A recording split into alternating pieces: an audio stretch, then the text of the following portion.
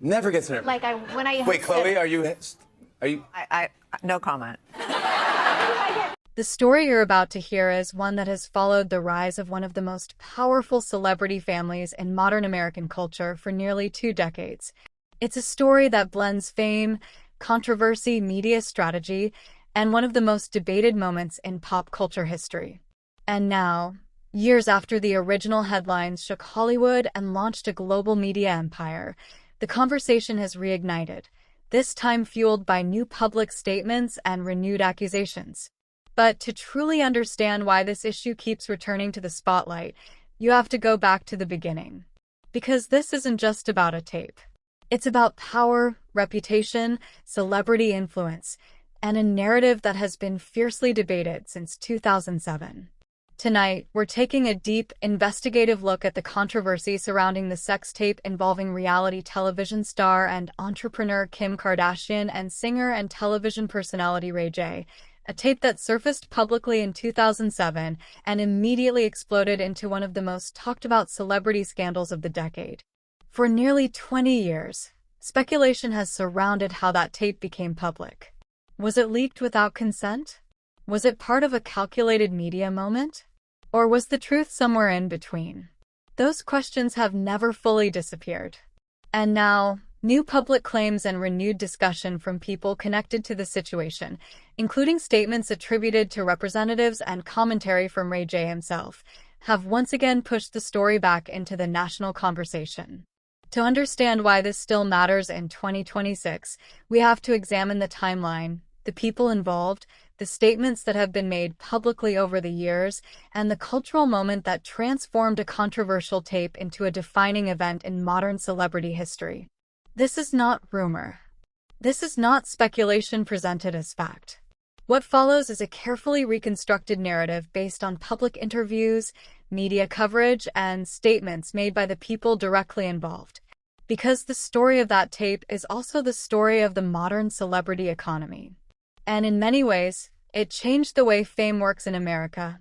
In early 2007, before the Kardashian name became a billion-dollar brand recognized around the world, Kim Kardashian was known primarily within Hollywood social circles. She had worked as a stylist and organizer for celebrities. She appeared occasionally in tabloids. And she had gained some attention as a close friend of hotel heiress and media personality Paris Hilton. At the time, reality television was beginning to reshape the entertainment industry.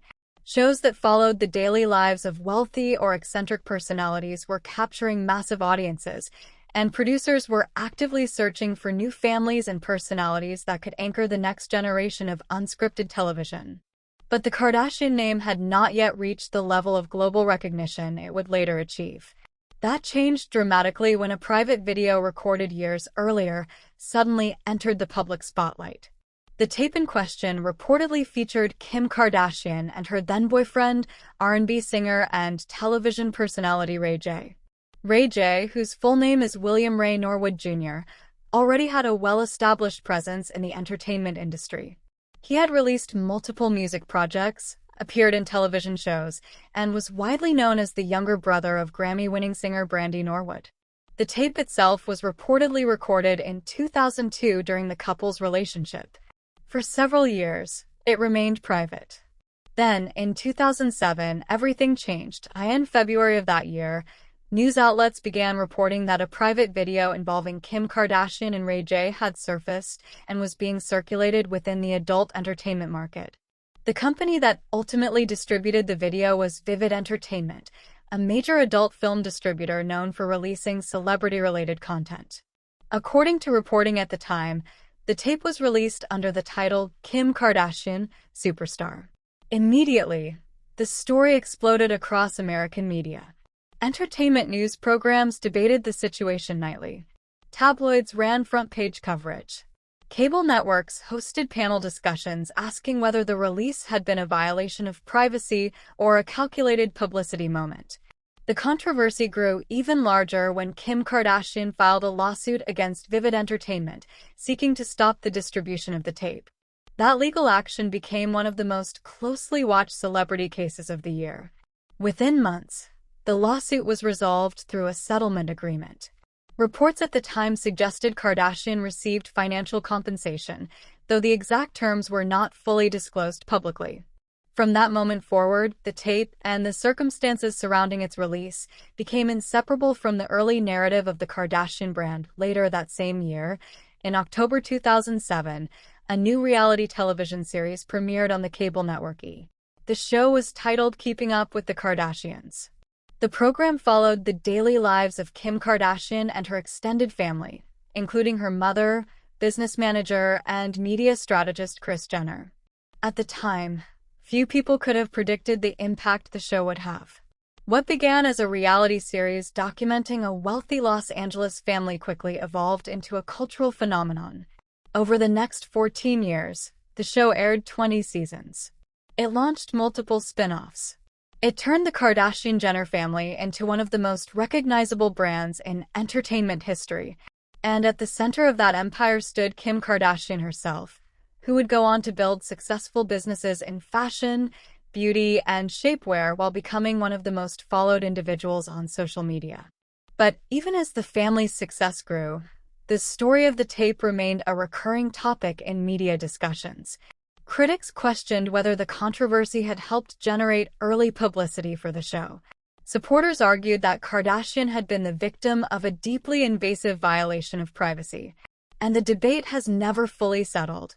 For much of the early period following the tape's release, Ray J rarely discussed the situation in detail. However, in later interviews and public appearances, he began offering his own perspective on what happened. In various media conversations over the years, Ray J has claimed that the tape was never intended to be leaked in the way it was presented publicly. He has also suggested that the narrative surrounding the tape's release may not fully reflect the behind-the-scenes reality. Some of his statements have sparked intense debate online. Others have been strongly disputed by representatives for the Kardashian family. And this is where the story becomes particularly complicated, because there are two competing narratives. One side insists the tape's release was a traumatic invasion of privacy. The other side claims the public narrative may not tell the whole story. Both positions have been widely reported. Neither has been definitively proven beyond the statements made by the people involved. Another figure who frequently appears in conversations about the tape is Kris Jenner. Often described as the architect of the Kardashian media empire, Jenner has played a central role in managing her family's public image and business strategy. Over the years, Jenner has repeatedly denied claims that the tape was intentionally released as a publicity move. In interviews, she has described the situation as painful and difficult for the family. She has also emphasized that the Kardashian brand grew through years of business development, media appearances, and reality television success, not through a single controversy. Yet critics and commentators continue to debate whether the tape indirectly helped bring attention to the family during the early stages of their public career.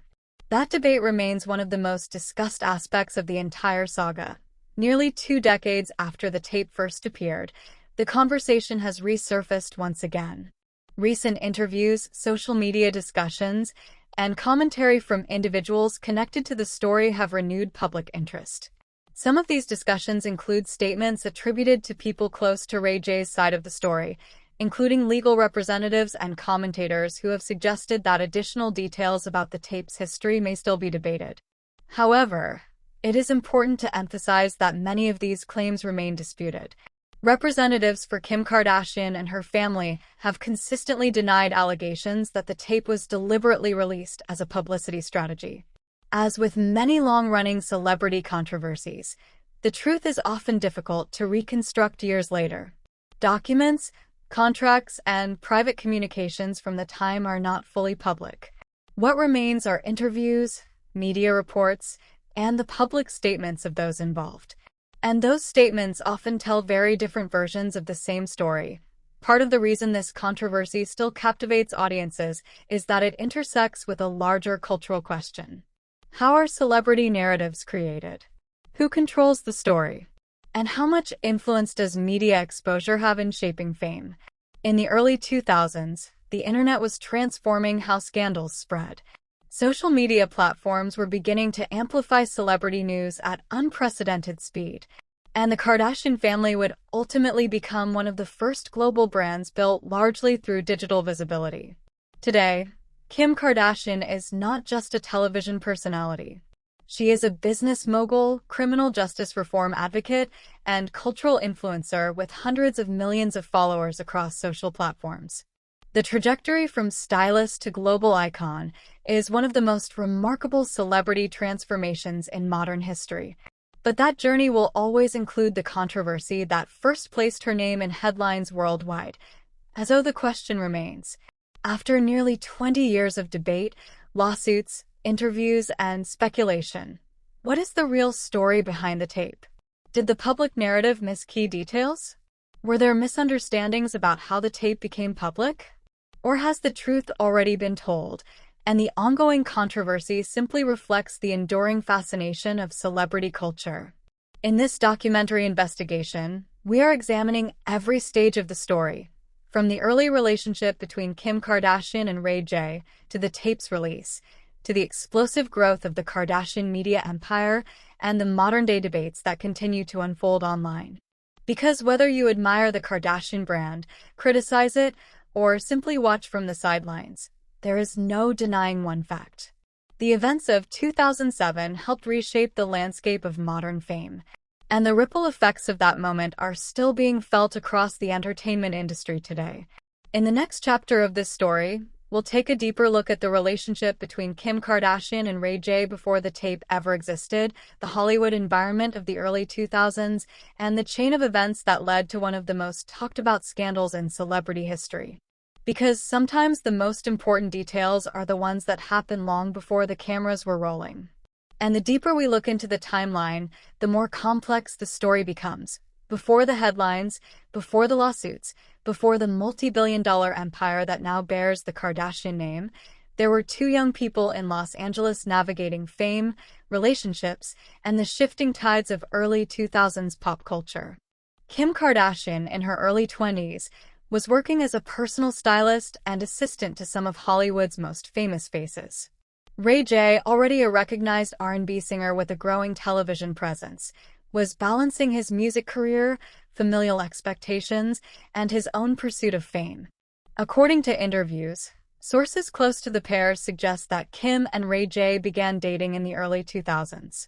Their relationship, described by those familiar with them as high-profile but private, was typical of young celebrities in Los Angeles at the time.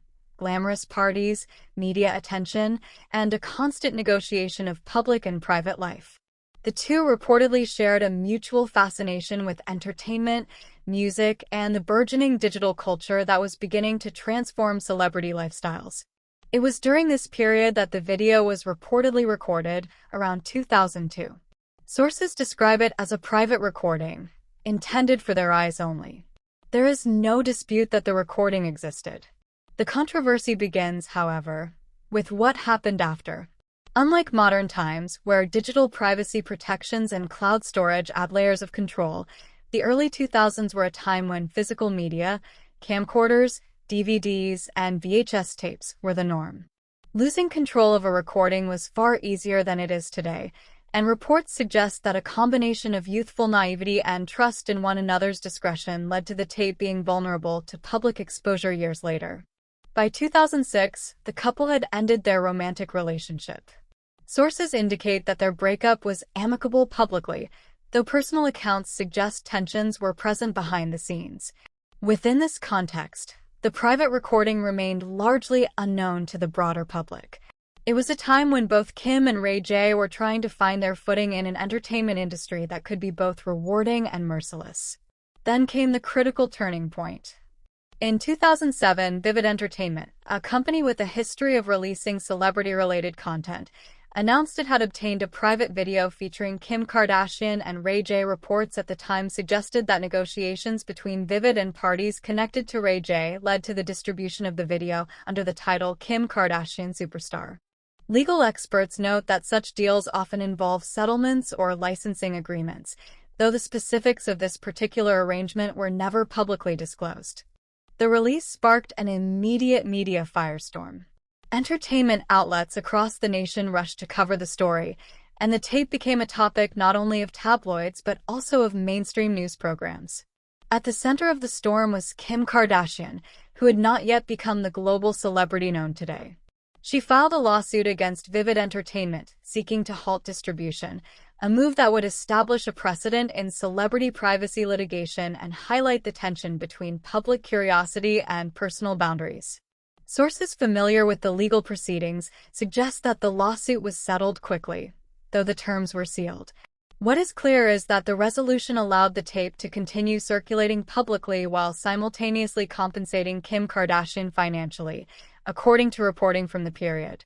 The details of the settlement remain largely private, leaving room for speculation and debate that continues to this day. Meanwhile, the impact on Ray J's public persona was equally significant. He appeared on talk shows, participated in interviews, and navigated the dual identity of being both the subject of a public scandal and an active performer with a career to maintain. Public statements from Ray J over the years indicate that he felt the tape's release was a complicated situation, one that involved both private decisions and public consequences.